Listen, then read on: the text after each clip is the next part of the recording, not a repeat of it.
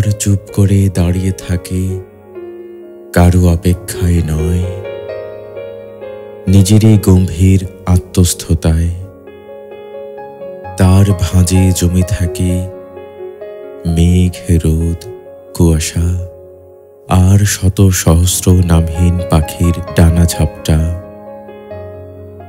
মানুষের হাতধরা শব্দ যেখানে পৌঁছায় না ঠিকঠাক, পৌঁছায় কেবল নিঃশব্দ ক্লান্তি।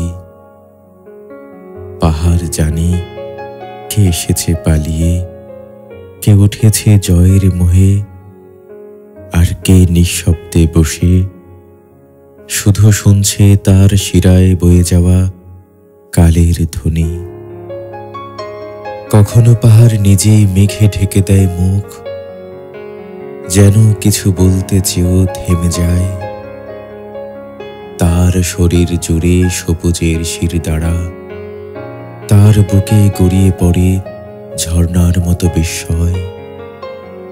সে কিছু বলে না, শুধু সময়কে গিলে ফেলে ঢেউয়ের মতো নিঃশব্দ, বিশাল, ধৈর্যশীল।